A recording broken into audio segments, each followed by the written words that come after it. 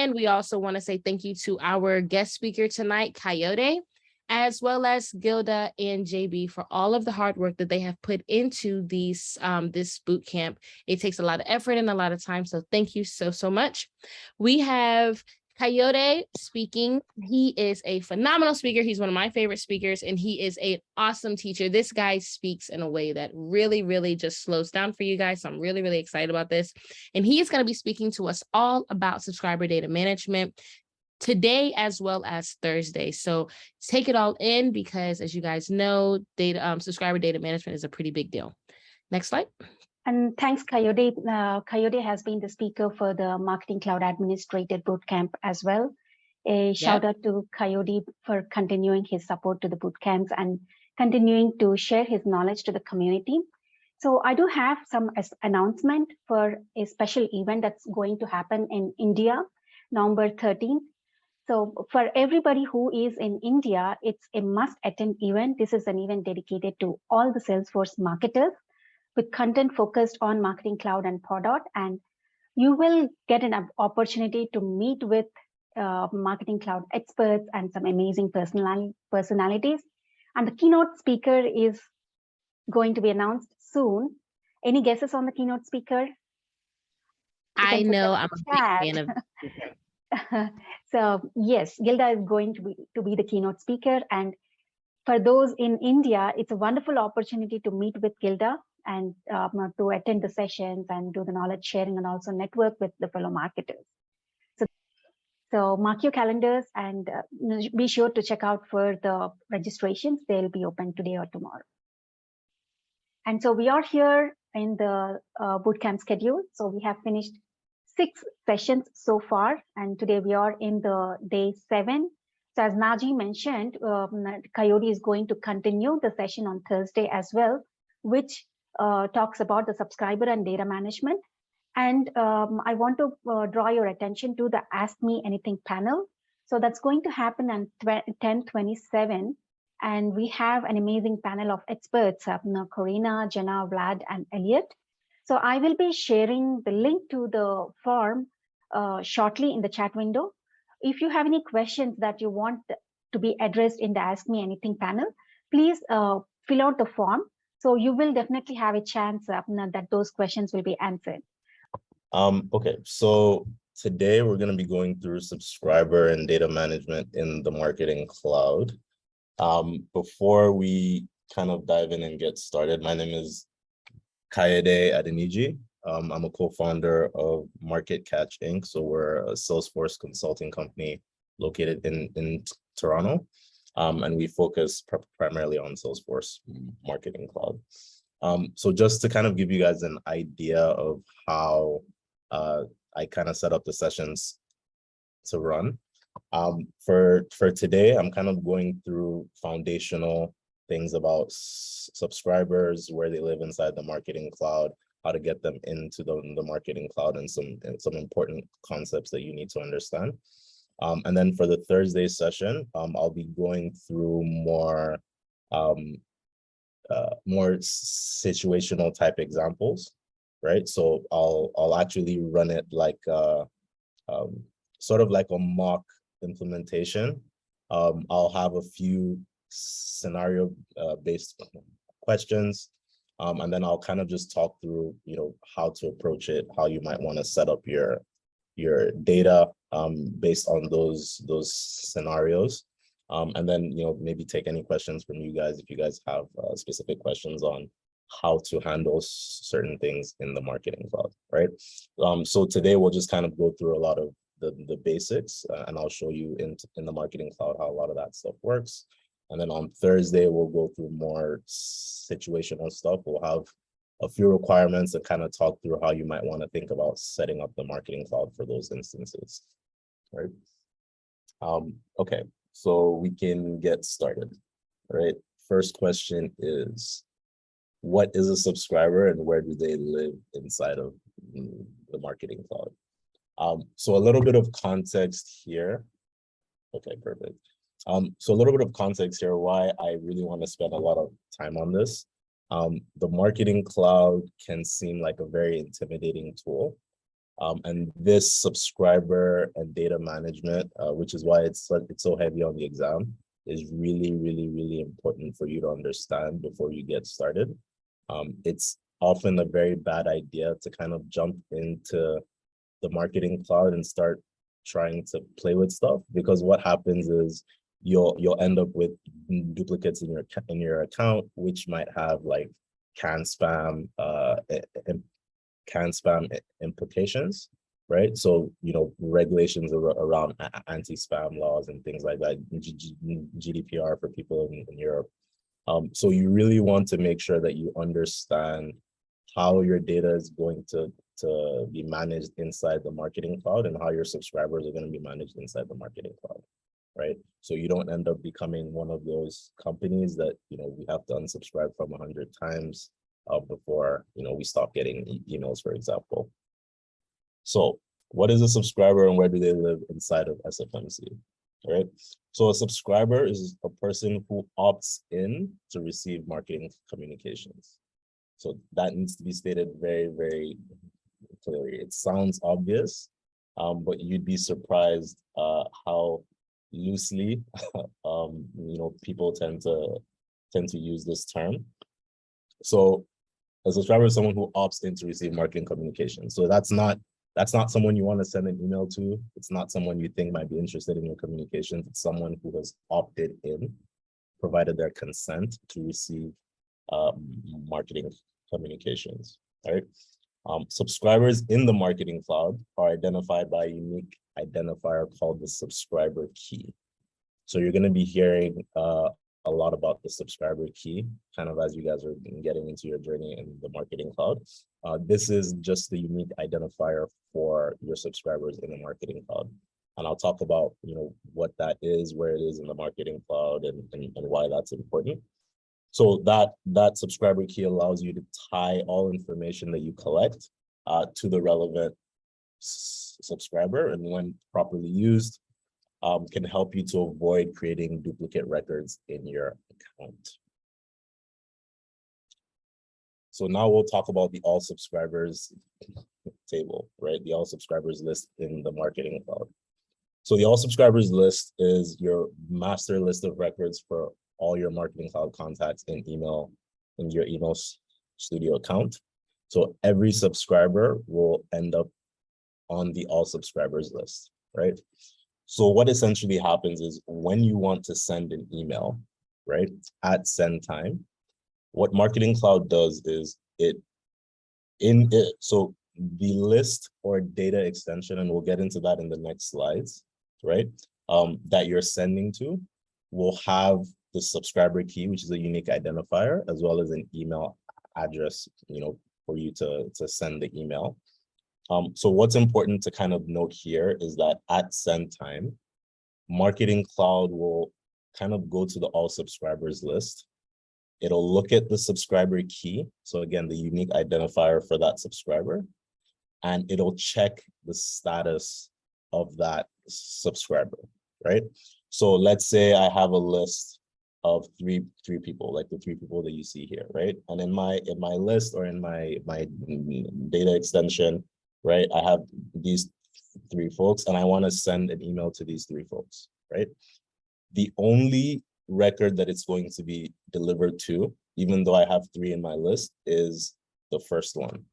Because at send time, for every record, Marketing Cloud comes back to this all subscribers list, and it looks for each subscriber and checks the status before determining whether to actually send that email out, right? So again, this is very important for you to understand, right? So no matter what you're doing with your lists and your tables, your data extensions in the Marketing Cloud, the Marketing Cloud will always fall back at send time, will always fall back to the all subscribers list. This is the source of truth for all the statuses in your Marketing Cloud account, right?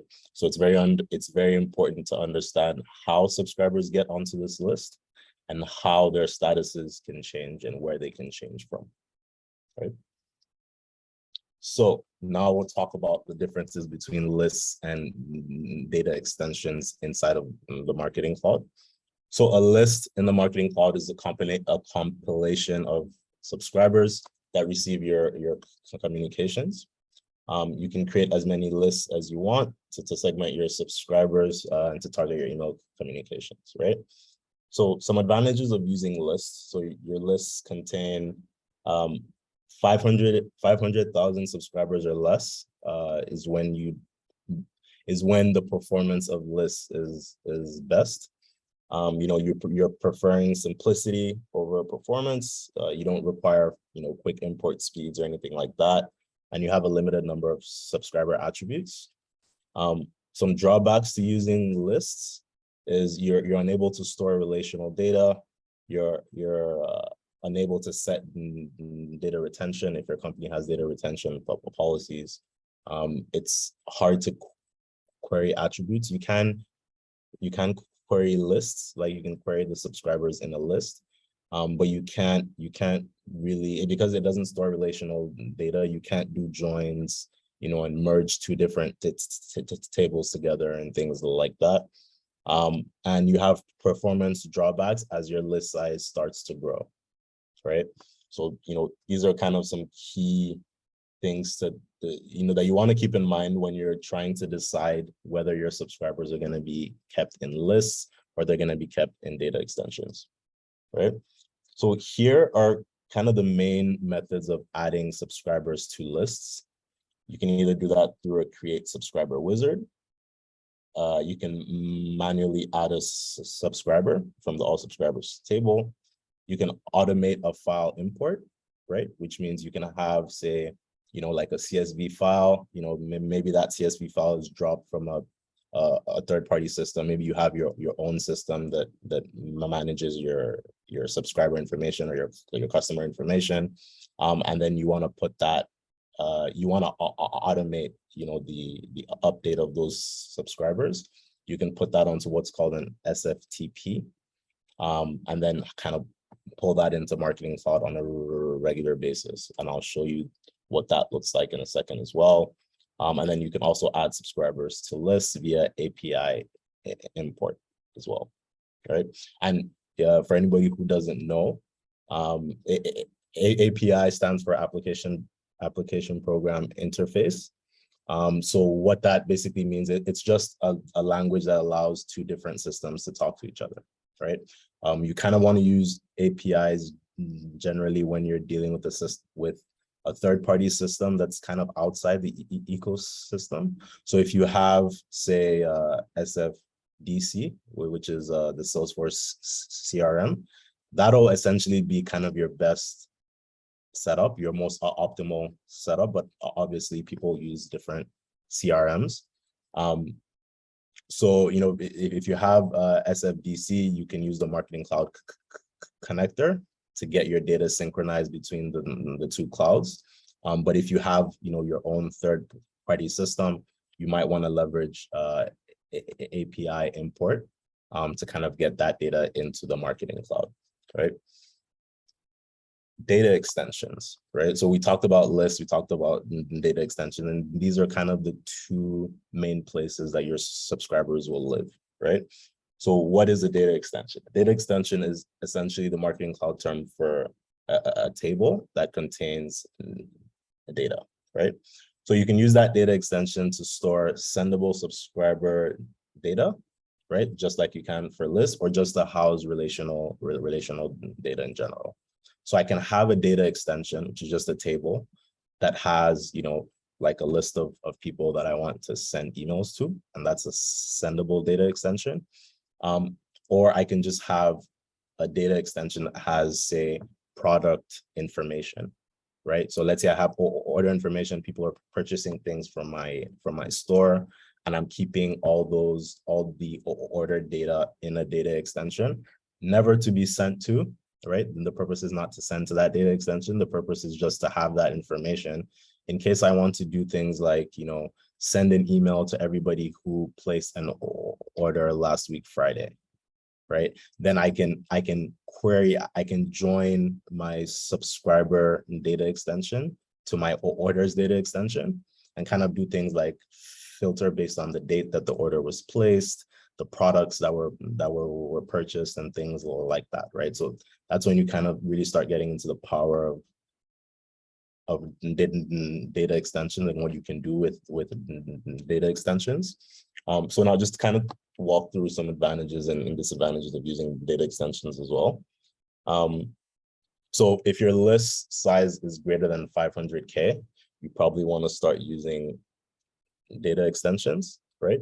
If you want to leverage relational data, kind of like the example I explained, where you want to merge two different tables, and you want to pull subscribers that placed a specific order on a specific day or bought a specific product, and you kind of want to get into like the relational database type segmentation. You'd want to use data extensions for that. You want to store a large number of attributes, right? So this is kind of a drawback for the list as well. I can have as many fields in a data extension as I want, right? I can have first name, last name, your address, your postal code, your gender, your age, etc. I can, like, that list goes on and on and on and on, and it's built to kind of manage that volume of attributes for whatever you might want to use them for. Fast import speeds, you can implement triggered sends using data extensions. It uses the SOAP and REST APIs. And you can also have a flexible subscription model when you're using data extensions. So this refers to creating a custom subscription center or custom preference center. And we'll talk about that as well today, kind of the differences between the out-of-the-box preference center and custom preference centers and what you can do with those, right? So some drawbacks using data extensions are, it definitely requires more time and planning to set up. There's no easy way to search for records in Email Studio, at least. And then it also requires at least a foundational understanding of relational databases for best results, right?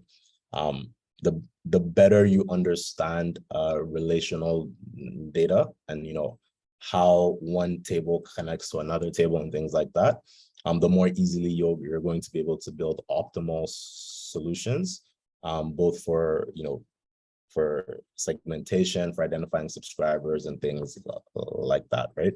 And you'll just have kind of more tools in your toolbox, and you'll be able to create more optimal solutions with that foundational understanding. And that doesn't necessarily, I don't want to scare anybody, that doesn't mean that you have to go and take a class on relational databases or things like that.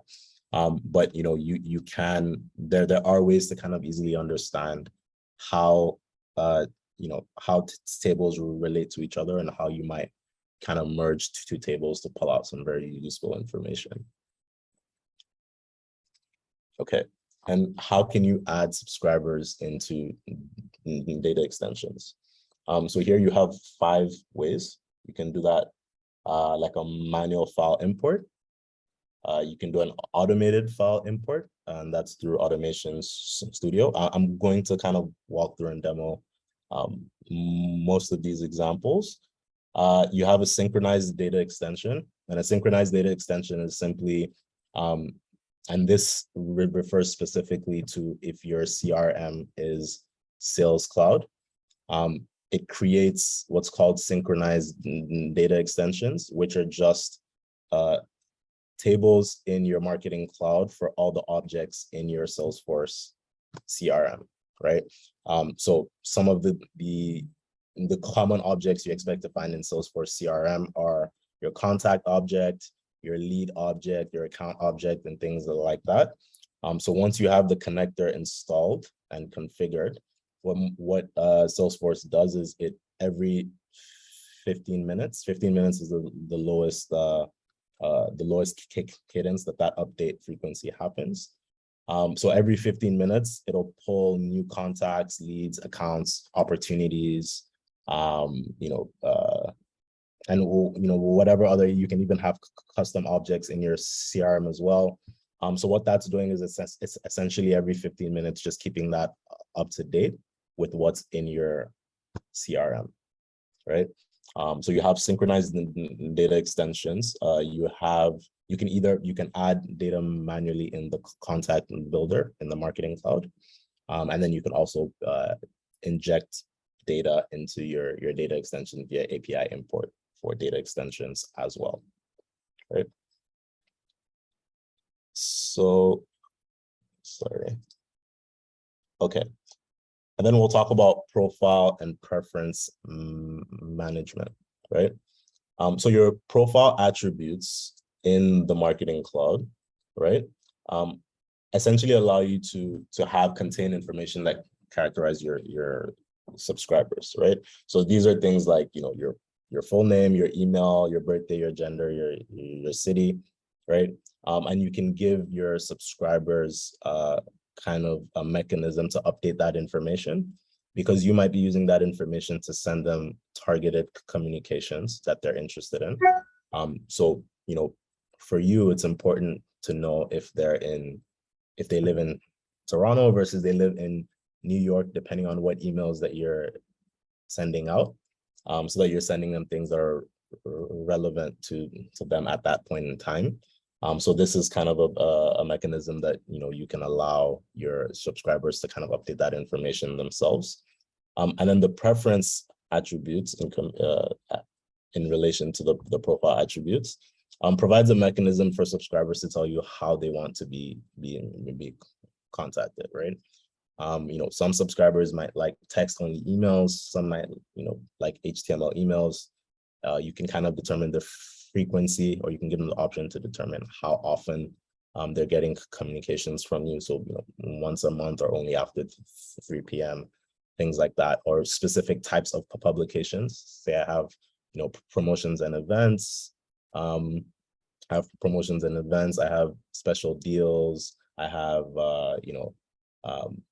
special events or vouchers that I want to give out. I can actually set those up as preferences, and then you kind of allow the subscriber to tell you how they want to be reached, right? The aim of the game is to send them stuff that's relevant enough that they won't unsubscribe, right? So you want to give them every chance to let you know what they absolutely do not want to receive, right? So it's kind of important to give them that option.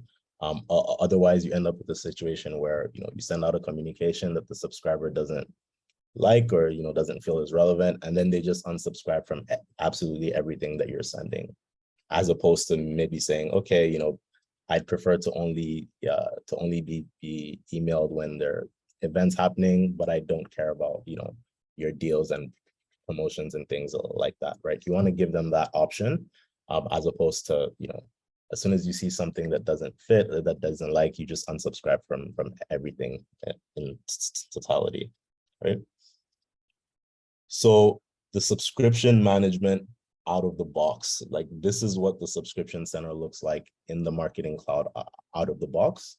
And we'll go through it in a second. After the next slide, we'll kind of show you what that kind of looks like in the Marketing Cloud. So the standard subscription center in the Marketing Cloud is functional, right? It allows your customers to see various, or to manage various subscriptions, but it's very limited in terms of the design capabilities that you can do, right?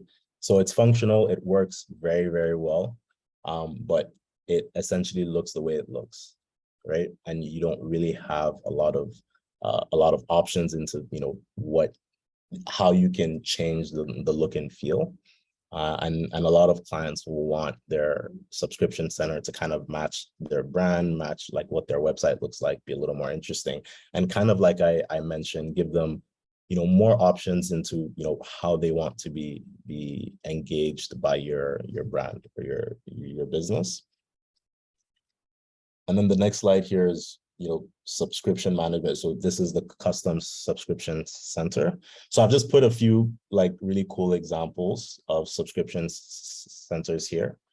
The main difference between this and what I just showed you is the look and feel, right? The look and feel is the key thing. Functionally, the out of the box subscription center works, but this kind of stuff looks nicer, right? If I hit unsubscribe on an email, you probably want your subscribers to come onto a page like this where, you know, before saying unsubscribe from everything, right, they can kind of decide what they want to receive, right? So this is Spotify, for example, right? So, you know, they're giving you options of, you know, email or push, and you know, and they're spelling out the types of communications that they're sending to you, and you can kind of decide, right, what channel you prefer to be reached on and what kind of information you'd prefer to be sent, as opposed to just unsubscribing from everything, right? Because they recommended an album that you didn't like, for example,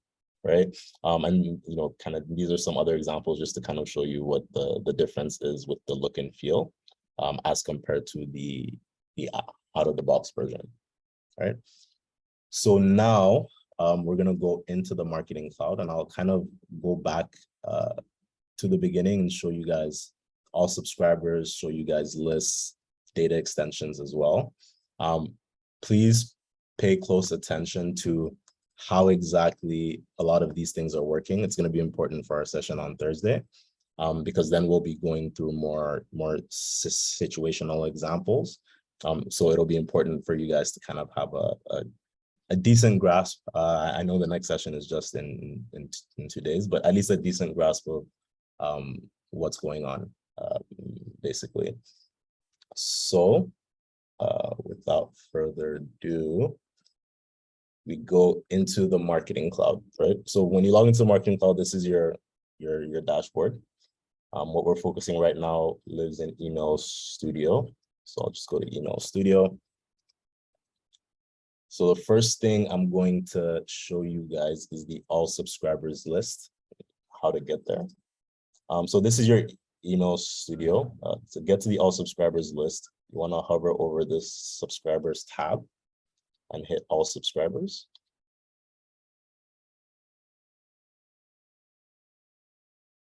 And this is what that master list I was speaking about looks like, right? So for every single subscriber in your marketing cloud instance, you'll have the email address, you'll have the status, and you'll have the subscriber key.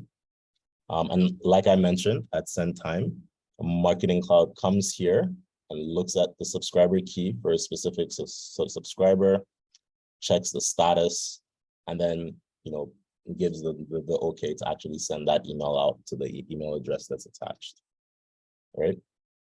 So this is where you find your all subscribers list. You can search in here. So let's say I have a subscriber, or let's say I have an email, right? And I'm trying to kind of track down what that status is, or, you know, maybe the history of that email address. Let me just do, right? So I'm looking for that email address in the all subscribers list. This is kind of a way to just very easily find some information. So, you know, if I'm looking for that subscriber, what's their subscriber key? It'll also give me history if I've ever sent anything to this email before, which I have not. But you can also check the history. You can check what lists this subscriber what this subscriber belongs to. No list here right now, but you can kind of see information about that subscriber, right? If you had profile attributes configured, you can see what their profile attributes are, the preference attributes, etc. Right? So this is going to be one good way to troubleshoot if you're ever having an issue with a specific subscriber and you just kind of want to see what their status is in your all subscribers list, or their history, or what list they belong to. This search function will help you to do that.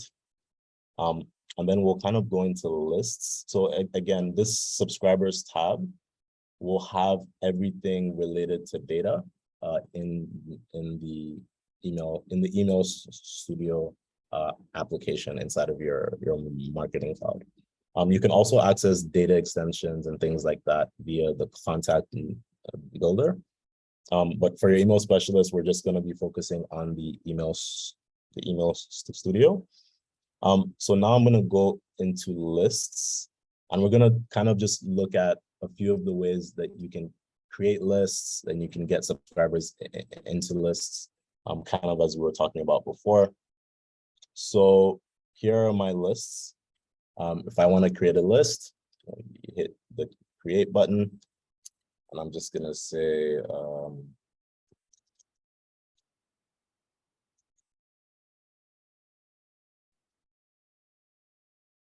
okay, list one, right?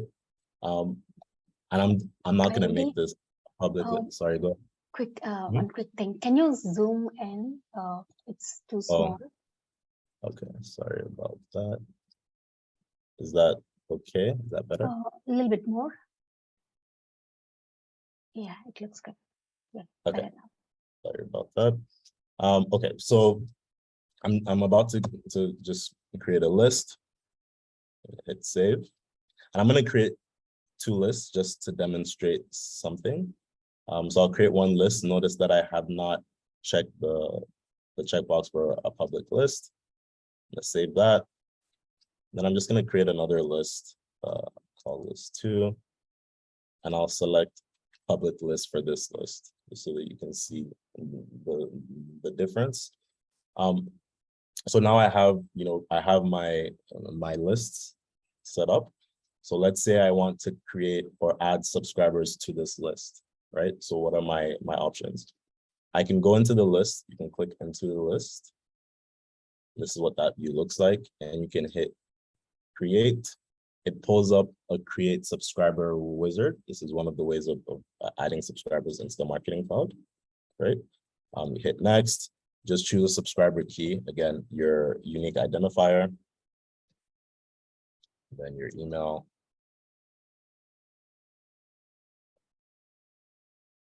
You hit next.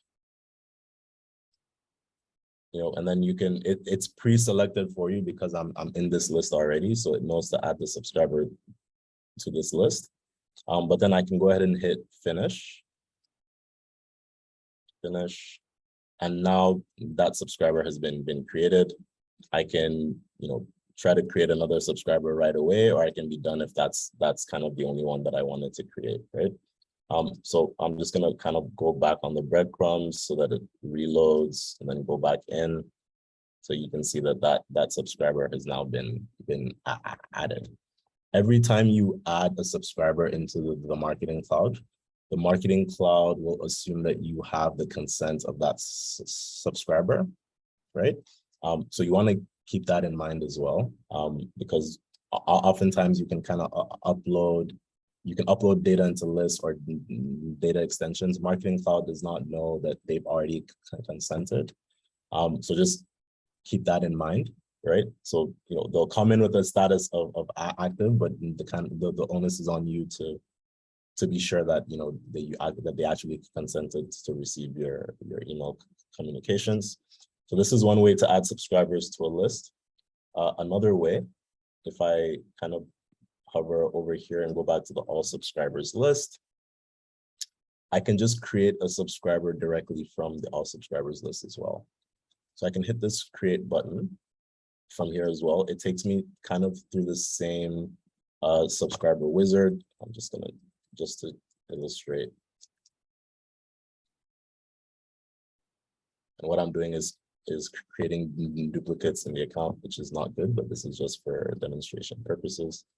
And here it'll ask me to kind of specify what list I want this subscriber to be a part of, right?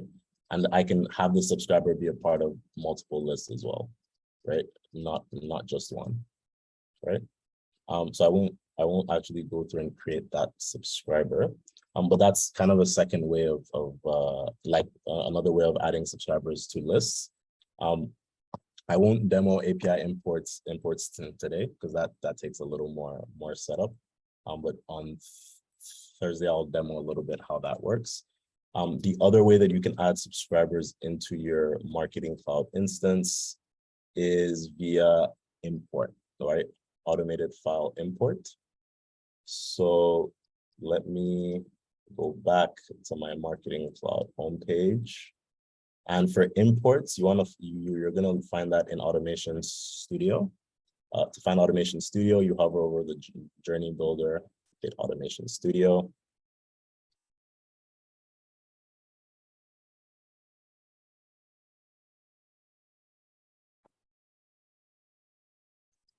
Go to activities. And then these are all the different activities that you can kind of automate or schedule to run at a frequency, right? Which is the entire purpose of the Automation Studio, is to schedule runs of SQL queries, data extracts, if you're running scripts, filters, etc., that you want to kind of automate and run on a regular basis. You want to be doing that in Automation Studio. So again, if I wanted to automate a file import, I would go to the import file, hit create activity. I'm doing an import file activity, hit next, name,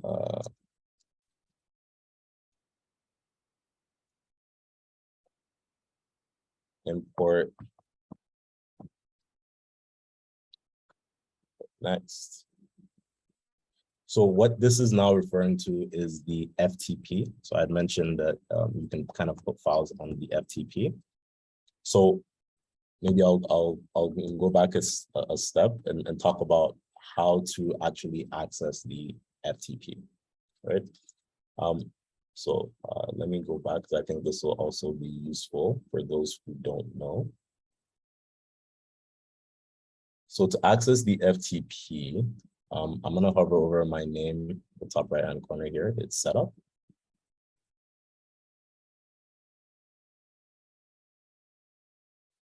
Data management.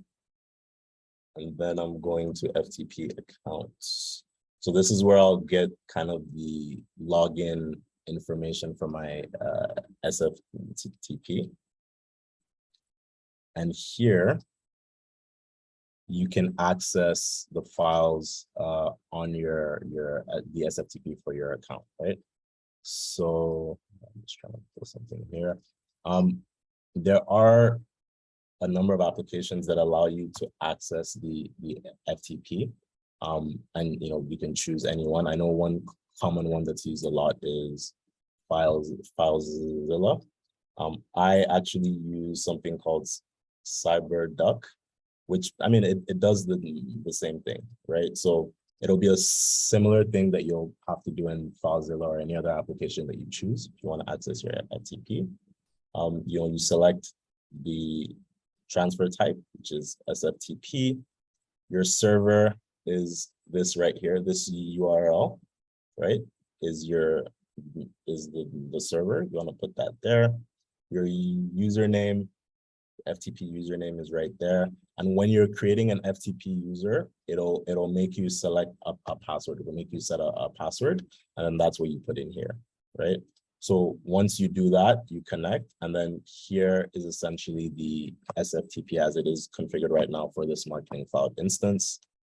And what you'll notice is if I hit import customer data, you can see these three file types are exactly the same as what I'm seeing here, right? These three CSVs that exist in that customer data folder are showing up here, right?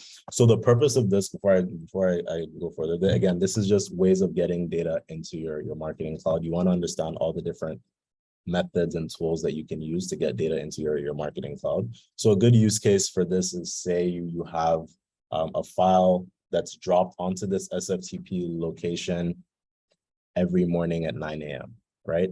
And every morning at 9:30, you want to pull or import those subscribers into your Marketing Cloud for segmentation or for email communications, your journeys, etc.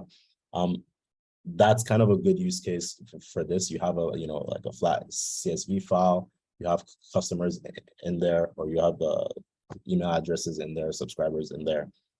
You can have either like a third-party partner that you're using, put the subscribers in there from a different system. You can export a CSV file, put it on the FTP, and then access it through the Marketing Cloud to pull it into a list. right? So what I'm going to do is I'm going to add an example. So I have a CSV that I've already created. I'm just going to add it to this customer data folder. Right. So I just kind of drag the file into that customer data folder. It's just taking a second to upload. Finish that.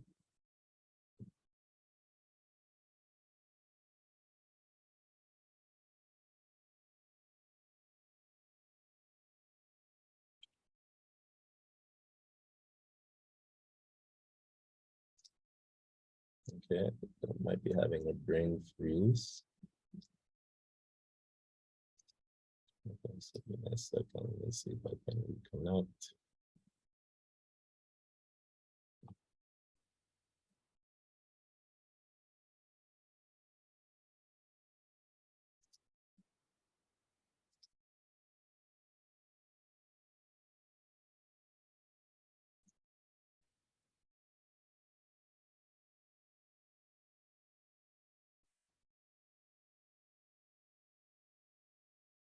Okay, so I'm just gonna we have something.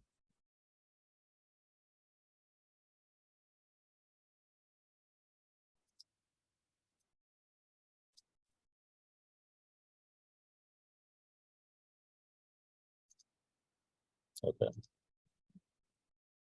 Okay. So a bit of a brain freeze, but there's the file that I dropped onto this location. And then in my marketing cloud in the automation studio, I'm just gonna go back out from the file locations to just the general overall folder. And this is all those the other files we're seeing kind of outside of the customer data. And I'm gonna go back into customer data import, and you'll see that I have that CSV file in there now, right? So essentially I can select a file naming pattern here. Oops. So just to make it easy, I'm going to copy the exact name of the file. And what you're doing here is you're telling Marketing Cloud what to look for, right? Oftentimes what will happen is if you have like a regular file being dropped, you want to append like a date parameter to that file. So you can set that naming pattern here so that it always knows, you know, which of those files to pick up and to import into the Marketing Cloud, right? So again, just for simplicity's sake, I just called it the exact same thing. We hit next. I'm not importing into data extensions right now. I'm doing subscribers. And then, you know, it tells me which of the subscriber lists do I want to import into. Let's just say I'm just importing into list 2. I hit next. And then you choose your data action. Am I doing an add only, an update only, or an add and update, right? Differences are simply add just means I don't care who's in there right now, just add these subscribers to that list. Update only means I know people, subscribers already exist in there. I just want to update an attribute, say in the status of those subscribers, right? So we're not adding any new subscribers, we're just updating the ones that are there. And then add and update means if you see the subscriber in there, right? You see that subscriber key, that email address in the file, update the attribute or update that subscriber. But if you don't find it, then add it in, right? Essentially. I'm just going to do an add and update. And then here you can decide how that data is going to come in, right? So if in your file, you've named the fields the exact same, right? The columns the exact same, this will automatically pull, you know, the subscriber key, email, status, HTML, email, do not track, etc. It'll automatically pull them into it'll automatically map them to the right attribute. You can map by ordinal, which means if you know the column number in your file, you can say, you know, column 1 for sure is the subscriber key, column 2 is email address, even if it's not called subscriber key or email address, you can map it this way, or you can map it manually. If you have that file available, you can choose that file here, import test. And then it tells you what the fields are in that file. And all you're doing is you're essentially dragging and dropping to say, what maps to what, basically, right? You hit next and you hit finish. So what that does is it creates the import activity, but it hasn't done anything yet, right? For me to actually do something, I need to put this inside of an automation and then run that, essentially schedule that automation to run on a cadence, right? So just to illustrate what that looks like, let's say I go back into overview. I hit new automation, and this is kind of the panel that I'm brought into. And I can decide how I want to start this automation, right? So I can choose a schedule. It'll generally be your easiest method. You also have a file drop and a trigger. So a trigger can be based on any event, external event that happens. Then you can trigger this automation to run, and you'd have to configure that. The file drop is like, you can set anytime a file drops that starts with import, run the automation, right? So that way, as you're dropping your files onto your SFTP, you're basically telling Marketing Cloud to listen for when a file is dropped that has a specific naming pattern. And as soon as it sees that file get dropped, it should kind of, start to run the automation. So here, I have my activities here. So you're looking for your import file activity, you drag that onto the pane, you hit choose, and then you can see that activity I just created is here. So I can select that, hit done. I can, if I wanted to configure a schedule just by time, I can do that here. So let's say I want to start it tomorrow at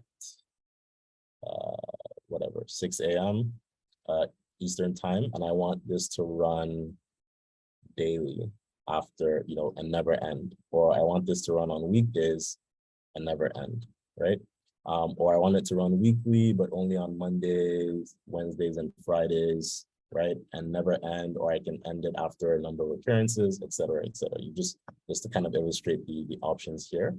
And then what you're essentially doing is you can activate this schedule, which will now run every Monday, Wednesday, and Friday, right, at 6 a.m. And what it'll do is import that file that we configured, import that file. I spent a little time just kind of talking you through this because it'll be important for our next session. And it also, the exact same process applies to data extensions, right? Getting information into data extensions as well. My recommendation is to kind of just start off with data extensions in general. I know we're talking about lists and data extensions.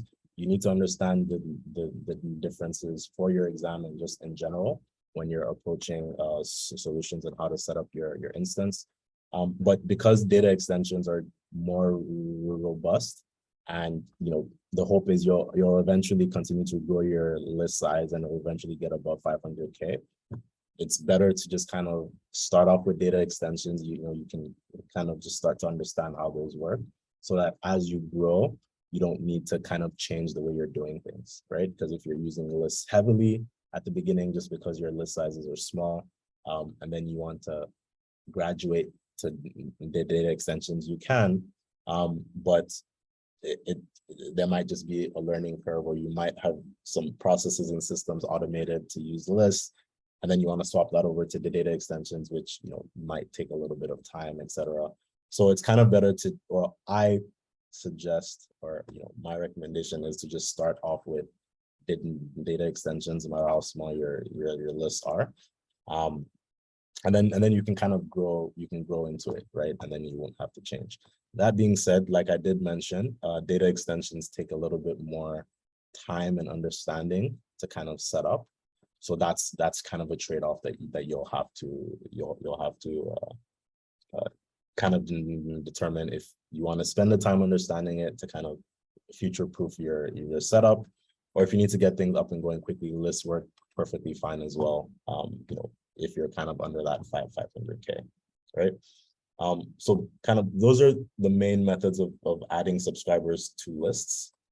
I did want to talk about data extensions briefly as well. So how to create data extensions. So in this same subscriber tab, you can kind of scroll down to data extensions. You can either do that in this tab, but you'll notice that all of these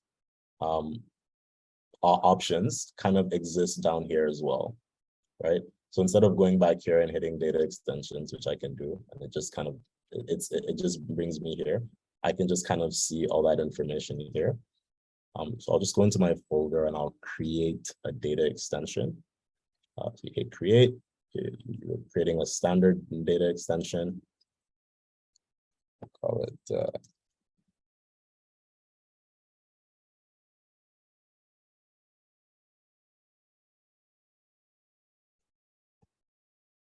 right? So here's where I'm determining whether this data extension is sendable or, you know, if it's not going to be Kayo, can you please zoom in again?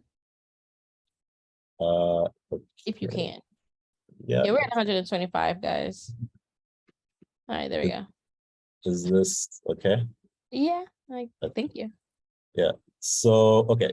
So we're creating data extensions here. So again, I determine whether the data extension is sendable. If it's sendable, I determine if it's testable. What testable means is, you know, you can create a data extension of people, you know, within your company for QA. And if you built an email and you just want to send it to like a whole bunch of people at once, you can send it to that data extension if it's testable. Otherwise, you can just say it's sendable, which means you're going to be using this to actually send out communications to, you know, real customers. Or it's not sendable, which means never send an email to this data extension or this table, because maybe it only has product and or order information and no email address whatsoever, for example, right? So, you know, you can see that you can kind of, you have more options into how you want to use the table than you do with lists. So if I click here, I get a data retention policy. So I can set a policy, right, to essentially delete records in this data extension at a specific interval or period. Again, this is not a mandatory thing to set up. It's just an option. If your company or your client has, you know, data retention policies and they don't want to keep things in the marketing cloud for too long, this just gives you a nice kind of out of the box, easy way to set that up. So you don't have to think about coming in and actually, you know, manually deleting the data or whatever. And then you hit next. So here I'm just putting in the fields that are going to be in this table. Generally, we want to start with the subscriber key or an ID field. Then let's say we're just going to do some common ones: first name, email, right? It's important to note that, you know, as you're creating this, you also have to determine the data type, length, primary key, nullable, and default value. What does that mean? So the data type just says what type of field that is, right? And you want to select the right data type for the field. So my subscriber key is just an ID field. I'm just going to call that text. And the length of that, you know, it's never going to be more than 100 characters long, let's say. The first name is going to be text as well. Let's say I just want to have 100 characters. And then the email, I know that this is an email address type, so I want to put that there, right? Just for the sake of the demo, say I want to have birthday as well, right? That's a date field. So I can select date. You can have age, which would be, you know, a number, right? You can have, say, you know, marital status. Oh, sorry, rather not marital status. You can have, let's say, active, right? And this is a Boolean field. It's true or false, right? Is this customer active or something along those lines, right? So you can see that, you know, I can set what the different types of the fields are, the data types of the fields. You can set a primary key. So a primary key means a unique identifier for this table, right? Which means that you can't have, you're never going to be able to have two primary keys in the same table, right? And the purpose of doing that is just making sure all your records are unique based on the field that you determine is your primary key, right? So let's say here I'm saying the subscriber key is my primary key. It means I can never have the same subscriber key in this table twice, right? And that's just, a way to just make sure all of your values are unique. The nullable column, you select if you know that this field could potentially be blank. So, a lot of times people are filling out forms. Some forms have the first name as optional, some have it as mandatory. Depending on what the data is that's coming into the marketing cloud that you're uploading into this data extension, you can select which fields could potentially be empty and which fields cannot be nullable, right? So like the email address field, for example, cannot be null, right? Because the whole point of creating this data extension is to send the email. So you want to make sure that you never have a record in here that doesn't have an email address, right? So you keep that unchecked to say that it's nullable, but then it's not a primary key, it's not a unique identifier as well, right? And then here, the default value is just essentially like if you can set what the default value is. And this is used for personalization. So let's say I know first name fields can often be blank in my database just because of how I'm collecting information. I can say, I can say valued customer. And what that does is if I'm ever pulling this field into an email or something like that, if it's ever blank, it'll just replace that first name with valued customer, right? So you don't have to think about all the different scenarios. If it has a first name, it'll pull the first name in. If it doesn't have a first name, it'll use the default value. And that same logic kind of applies to everything else. You can set a default for what you want these to be.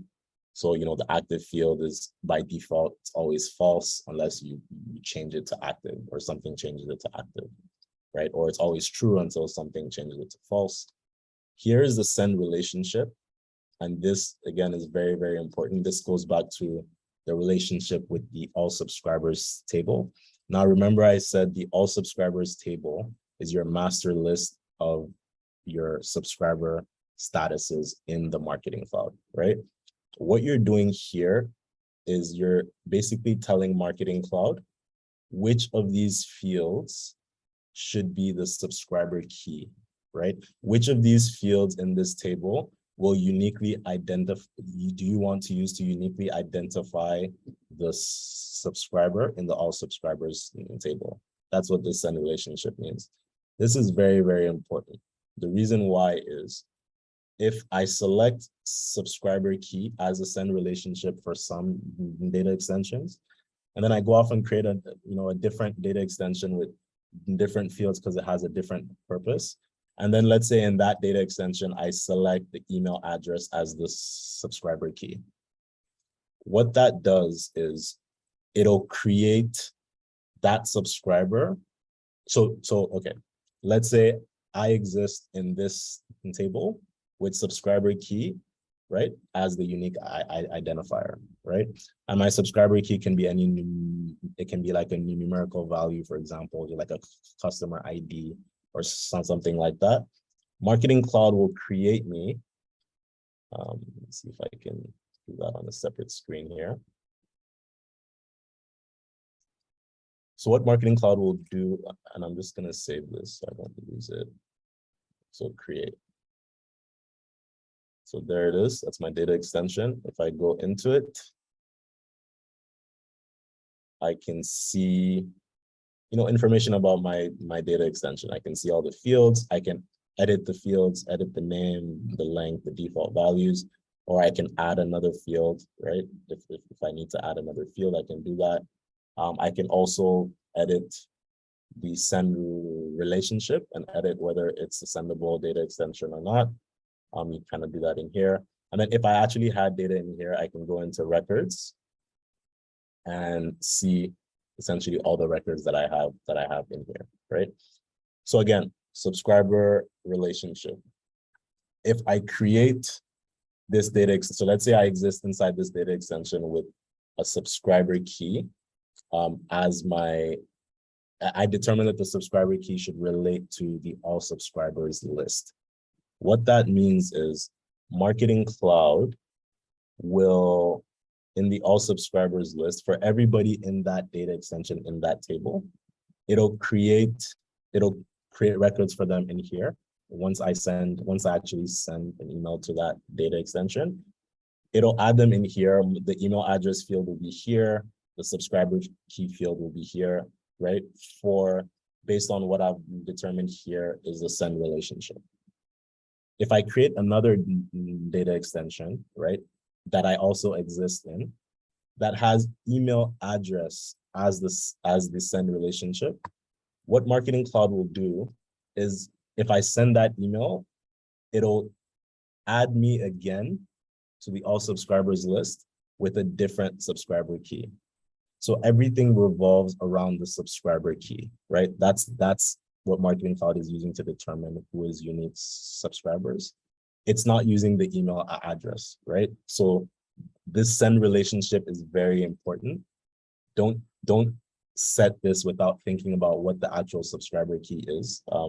I've seen instances where customers have actually used like first name as the subscriber key just because they didn't understand, which is a complete disaster because your first name is not unique, right?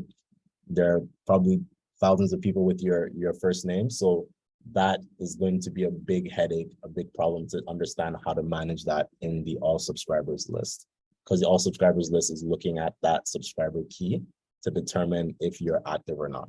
So the best practice is to use a numerical ID. Ideally, your customer ID from your CRM system. If you're using Sales Cloud, that'll be your Salesforce ID, which will be synchronized into the Marketing Cloud as well. So you want to use a numerical ID, right? Because that'll be unique to you no matter what your name is or your email address, right? You don't want to select things that aren't unique, right? Like your first name, for example. Email address can also be used as a subscriber key. It works, but again, I wouldn't say it's best practice, even though it does work, because what happens when I change my email address? Let's say, I've been a subscriber for a year, I changed my email address, and now my email address is something, blah, blah, blah, at yahoo.com. What Marketing Cloud does is it's still going to identify me by this subscriber key here, just that this email address field will change, right? So this is how I'm being identified in the system, no matter what happened, no matter what, my first name is, last name, if I change those, if I change my email address, etc., Marketing Cloud identifies me by what I put in the subscriber key. So you can see that you don't really want to have email address because it kind of doesn't make sense, right? If I was to change my email, why are you identifying me by something that no longer makes sense, right? So generally, where feasible, you kind of want to lean towards using a numerical customer ID of sorts, because that will probably stay unique throughout the lifetime of that customer, right? So again, very, very important concept. I just want to make sure that everybody kind of is following along and understands. And then just kind of a few ways of getting data into your data extensions. The automated file import works very similarly to how the list was. Synchronized data extensions. So if this was connected via Marketing Cloud Connect to like a CRM, to Salesforce CRM, you would have an option here called synchronized data extensions.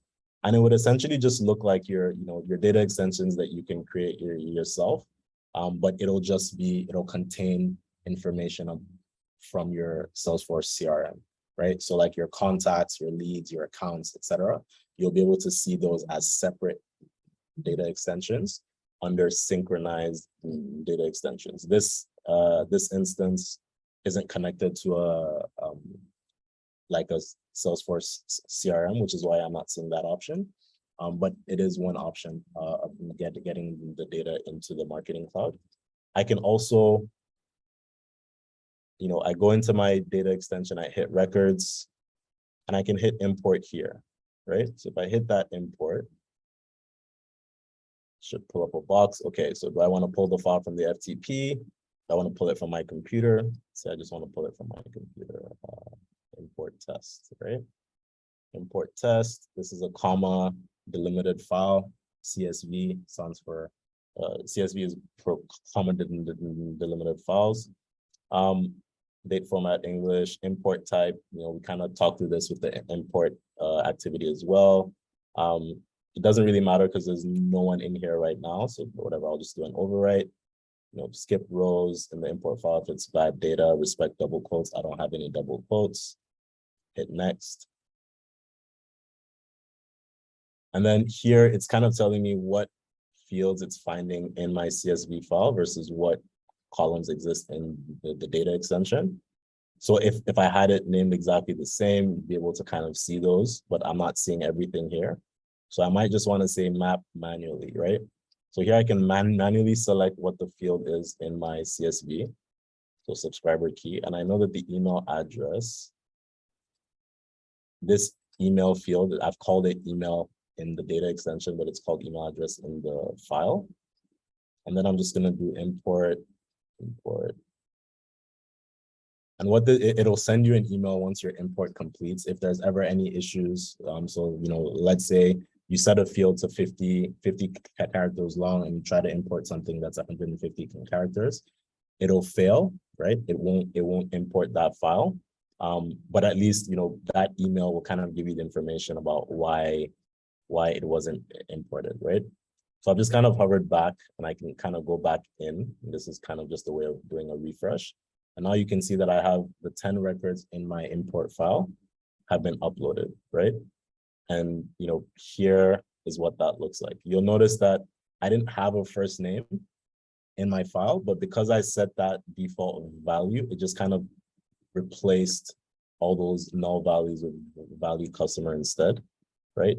My subscriber key, my emails, and I had a default for active as well, which is true. I didn't have a default for these, so these just stayed null, right? I also want to touch on, and I know I have to leave a little bit of time for questions at the end here. But okay, so this is one way of getting information into your data extensions. You can use API import. I'll demo that on Thursday.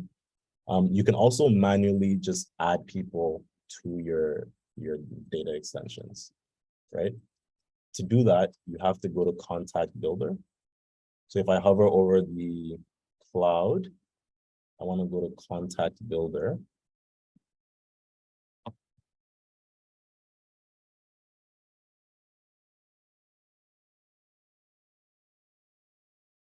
Then I want to hit Data Extensions.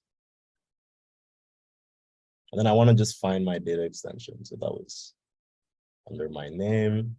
Here's the data extension here. I hit records and I can add a record. I can manually just add a record. Right?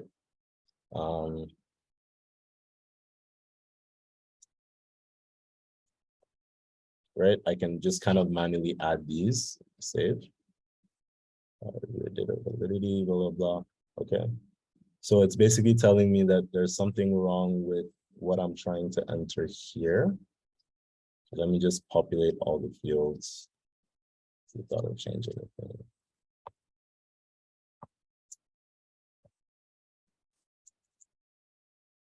Value customer, subscriber key, blah, blah, blah. Save.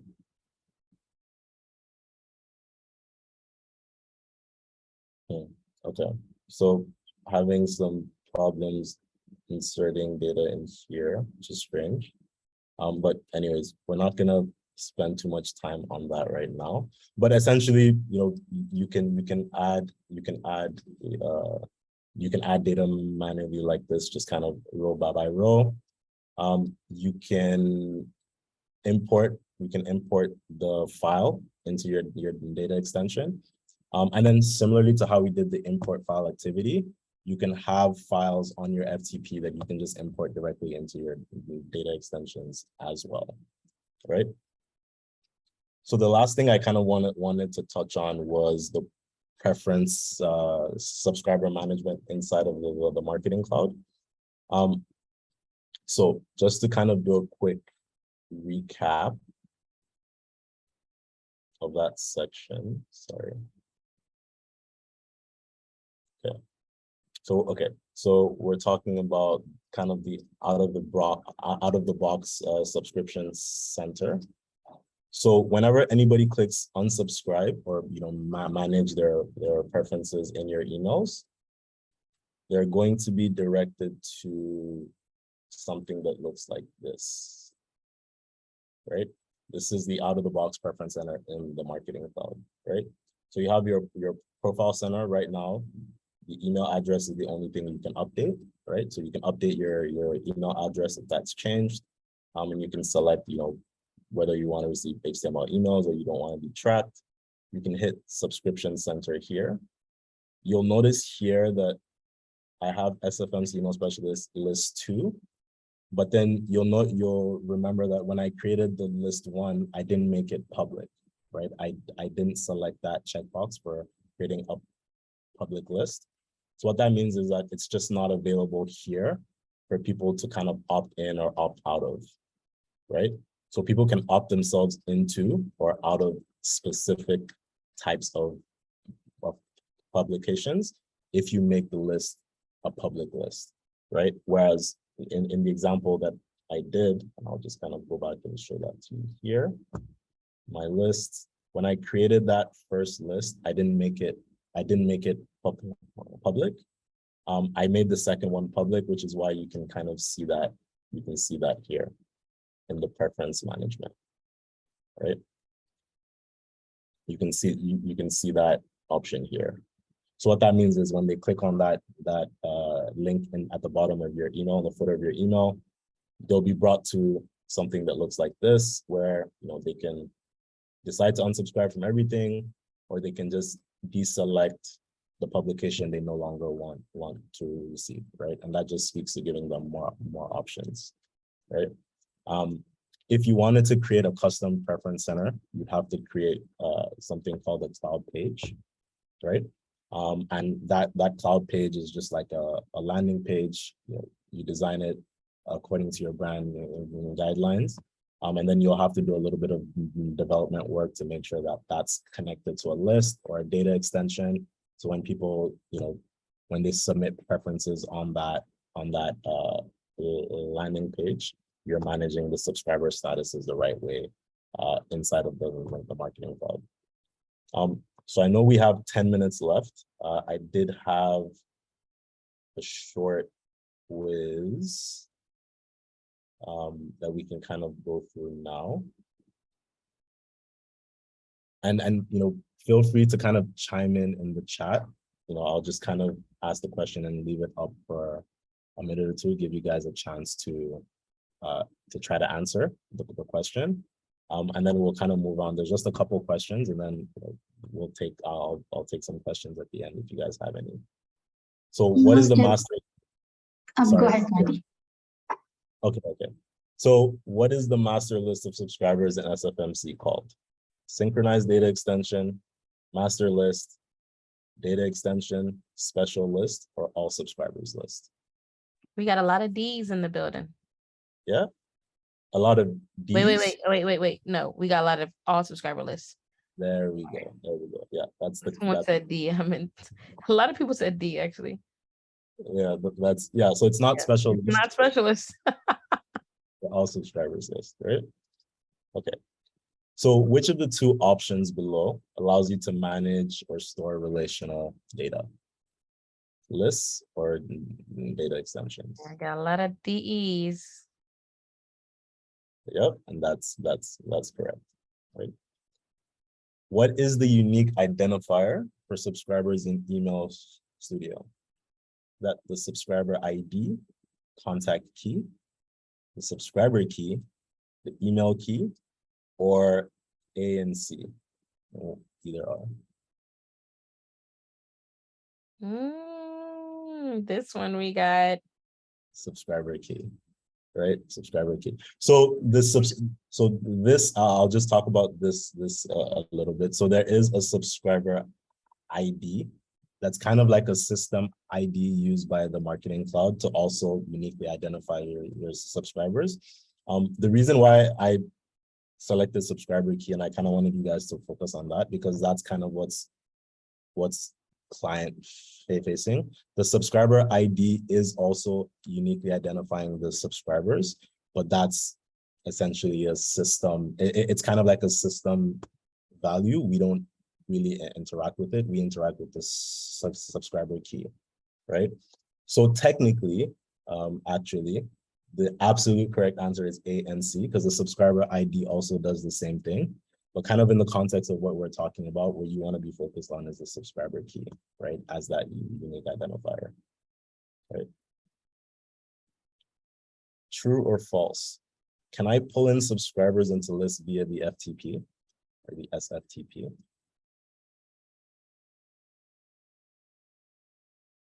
see a lot of truths. Yes, that's true. I can definitely do that. I demoed that. So we can definitely pull subscribers into lists via the SFTP. Right. Okay, I think we have one or two more. Okay, the out-of-the-box preference center allows you much flexibility with respect to the design. I'll repeat the question. A lot of truth coming in. The out-of-the-box preference center allows you a lot of flexibility when it comes to design. All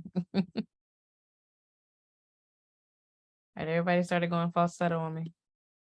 Yeah. So the out-of-the-box preference center, just like I showed you, functional, it works. But from a design standpoint, you can't really change the look and feel of it, right? You just kind of have to use it as it is. So it does not allow you a lot of flexibility with respect to design, right? Okay, it's the wrong quiz there. Apologize for that. That's a previous presentation. Okay, so here's the last question, right? I want to enable subscribers to update the type of information they would like to receive. Which of these options would allow me to do that? So I'm updating the type of information they would like to receive. Everyone said preference center. Yes, exactly. It's the preference center. Your profile center allows you to update your attributes, right? So things like your first name, your email address, your city, etc. The preference center allows you to update the type of information that you would like to receive, right? And that's the end of the presentation. I have some useful resources here, the marketing email specialist trailhead, as well as the Salesforce help. That'll be useful. For the next session, I'll kind of make that a little more interactive, like I said. There's a lot to cover when it comes to data. We might even have needed a third session, but yeah, I think we'll definitely get through enough of it to help you guys with your email specialist as you're preparing for your email specialist certification. And continuing with today's topic, subscriber and data management, which has 26% of weightage in the exam. So this covers a lot of questions. So the first today's session, the first part, Coyote is going to cover the basics, and the next session, the advanced topics in the subscriber and data management. With that, I will turn it over to Coyote. And thanks once again, Coyote. Please take it over.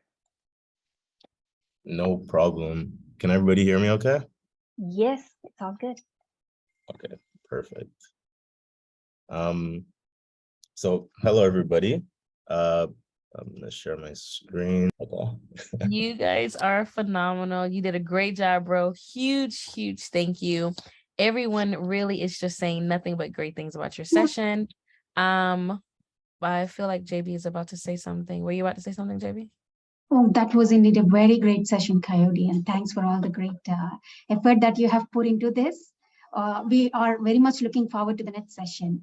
And just a reminder, guys, so we have the Ask Me Anything panel. I shared the form link. Remember to put in your questions beforehand. Thanks again, everybody. And we hope to see you again next week, next Thursday. Okay, cool. All right. Thanks, Bye, guys. guys. Thanks, everyone. All Bye. right, thanks.